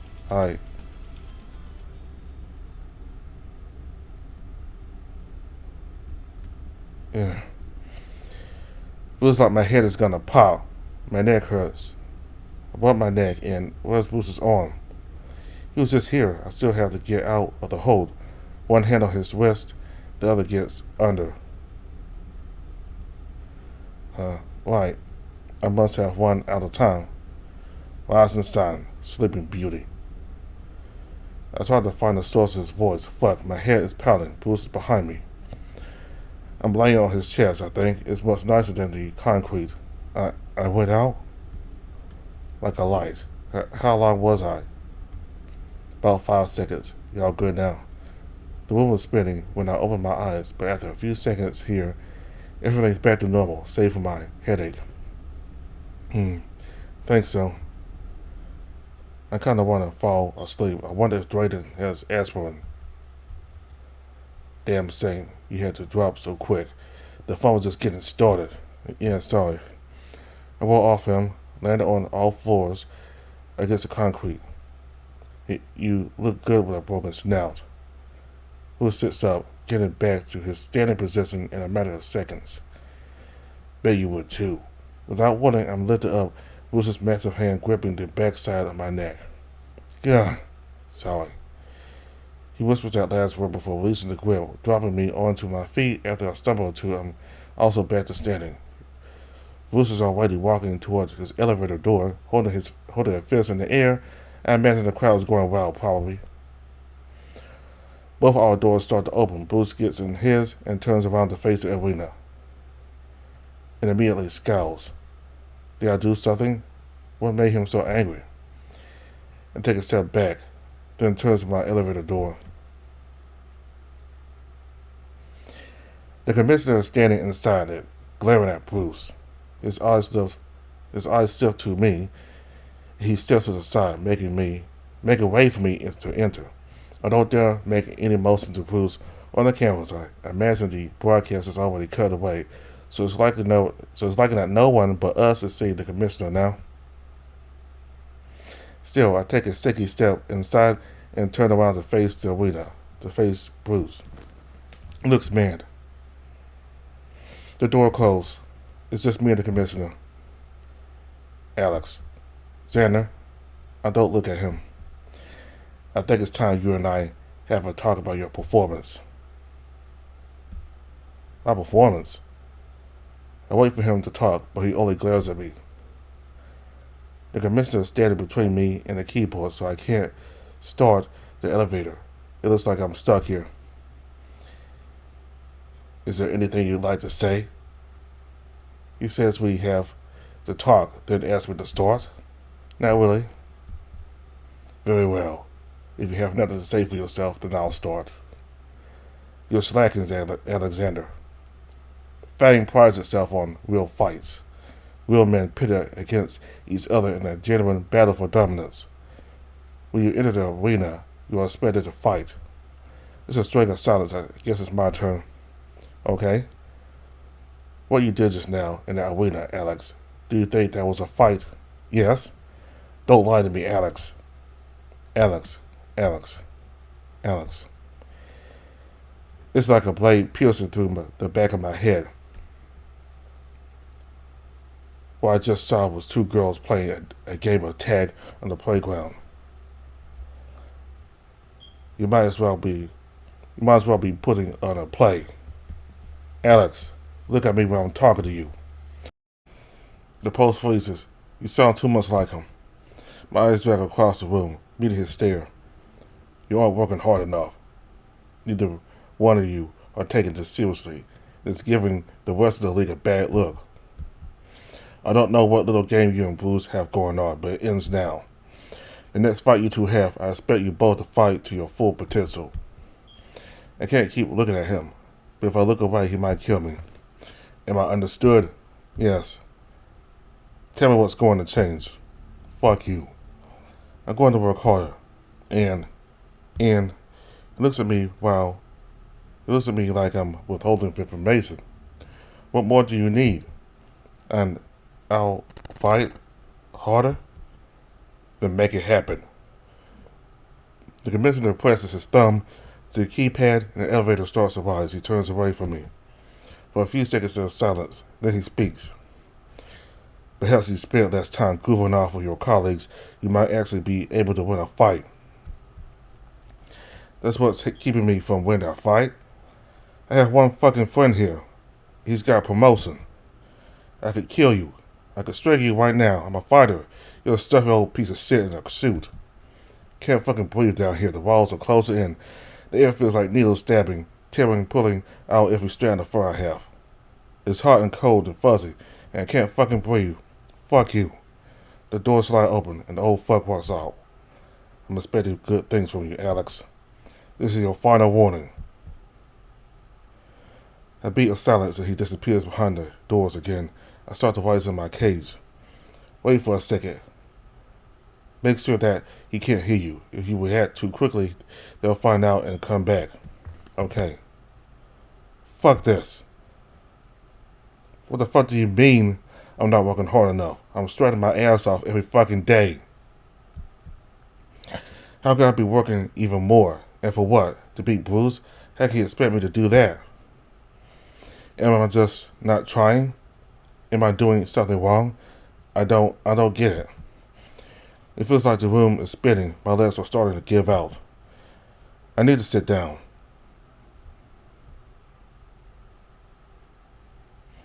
The door slide open. I stumble out, nearly face planting into Bucky, who catches me quick. There's my superstar house. Well, Zan, buddy, you okay? No. I didn't even think about it. Bucky doesn't need to know about all that, but I tell him anyway. Is it a fight? Let's get into the med bay, Drayden. I need to talk. We can talk, but we did get choked out, so med bay. His thick arm drapes over my shoulder, then slides down under my arm to support me. Can you walk? I think so. I make our way to the med bay room, and Bucky swings the door open. There's a man an hour. See what this little monster did to my face, Doc. He points at his snout, mid-bandaging, smiling wide. Drayden grunts in frustration. Easy, Bruce. I don't want the wound opening up again. We still might need an x-ray to make sure nothing's broken. I'm fine, Doc. It's just a nose bleed. Noses don't bleed for no reason. Xander could have done some damage. Will you believe me if I said it was just allergies? Plus, come on, I don't know if he's... Huh? They both must notice something about the way I look. Maybe it's the way the buggy's holding me. Shit, I knew something was up. What did he say? Ooh, the commiss. Who was waiting in the elevator for Zan, and then they were late coming back up, so something must have gone down. What happened? Give him a minute. Sit down, Xander. I feel numb. The talk, or rather, the lecture from the commissioner left me feeling vacant, angry, and hollow. He wanted to talk about my performance. Yeah, you're training like a champ. What more is there to say? He said I wasn't working hard enough. What? The fuck does he know? He doesn't know what you've been doing those classes. He doesn't even read the damn reports we send. I don't know. I guess it's not enough. And he said that he doesn't want us goofing off in the arena again. What the fuck does that mean? It means he can't go easy on me anymore. That can't. His fists are clenched, muscles tensing and shaking. I can feel my heart beating into me too. How about we all just take a moment? Yeah, let's not get too far away from our objective here. What the fuck is he supposed to do then? Who's turned sharp to look at Bucky? Just expect him to put me out? I'm not exactly an easy fight, coach. Easy. And even if I went easy on him, now the old man's saying he's gonna get sacked anyways. What the fuck is our objective here? At first when he yells, Bruce takes notice and steps back, turning away. All I'm trying to say is, fuck, I don't know. Everyone's quiet for a second. I'm sorry. Come on, Xander. You know this is nothing you need to apologize for. I mean, obviously, I'm not working hard enough. Bullshit. Yeah, I don't even think you believe that yourself. I mean, of course I don't. I'm so fucking tired. I close my eyes and for a second they refuse to open. Tears well up at the edges and I let out a shaky breath. I don't know what I'm doing. I did what he told me to do and now I'm still in trouble. Xander, I don't know what he wants me to do. He wants you to beat Bruce. But I can't. I'm full of sobbing at this point. I don't care anymore. I reached my breaking point. I can't do it. Zan. Look at him. Look at me.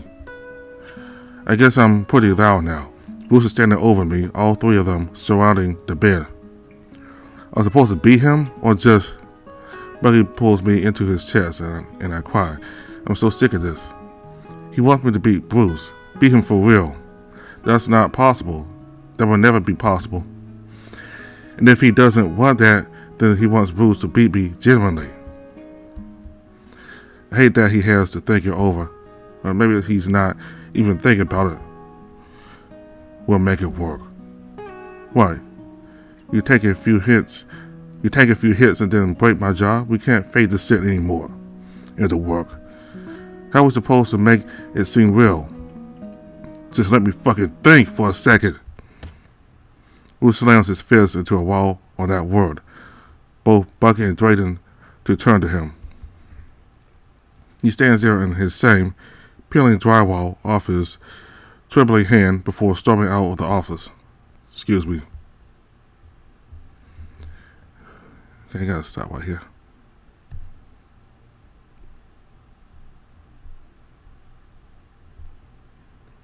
Yeah. So, the commissioner, he's not making things easier at all for Xander. He actually expects him to beat Bruce, or at least fight hard. I mean, I don't know if the commissioner actually thinks Xander can beat Bruce, or he just likes seeing Xander getting destroyed. There's one part of me that thinks that he actually thinks Xander can beat Bruce, and then there's another part of me that thinks that he just likes seeing Xander getting destroyed. I mean, the commissioner is basically asking for the impossible. I mean, it's a real piece of shit. I mean, Bucky even said it himself that the commissioner is some rich piece of shit that runs the reason. Bruce himself in his apartment or penthouse said that the commissioner is a real piece of shit, a real rich piece of shit, and he is. So I don't know what's going to happen. I mean, there's too the size difference between Bruce and Xander is too big. It's just too much. So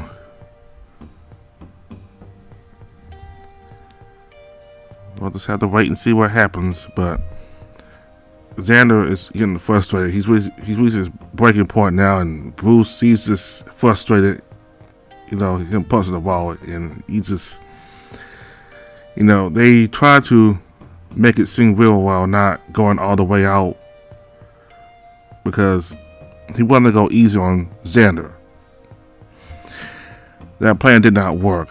The commissioner saw that they were just trying to go easy on each other.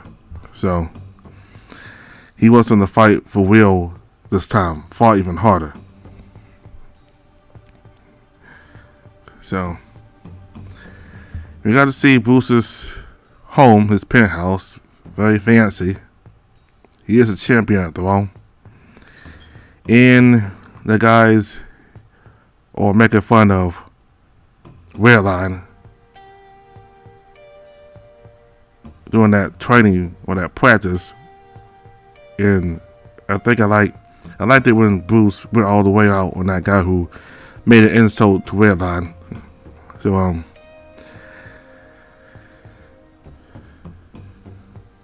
yeah, and that kind of broke Redline.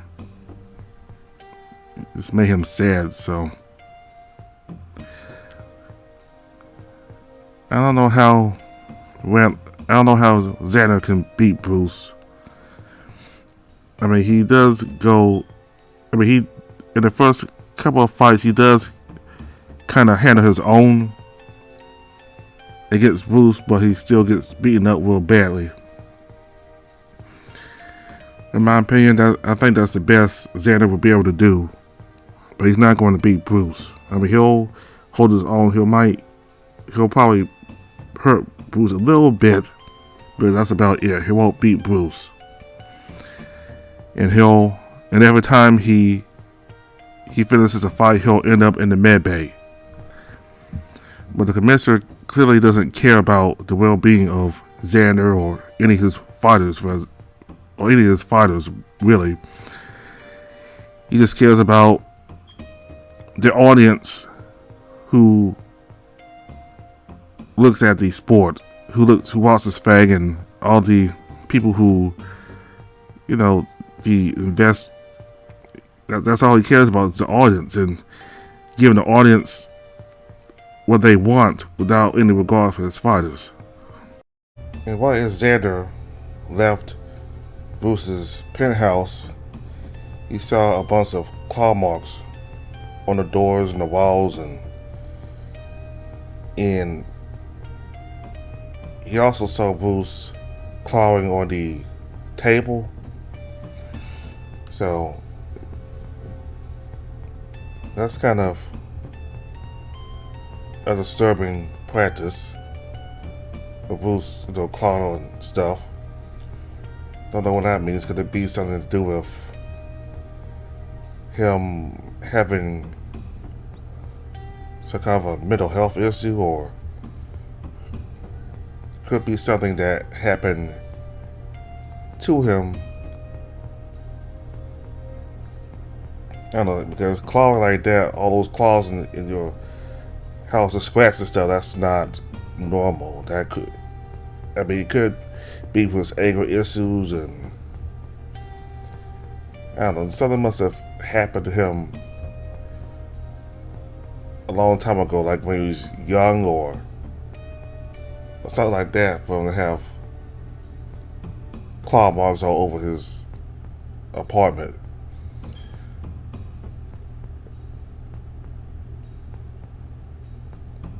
So Thank you all very much for watching. Goodbye.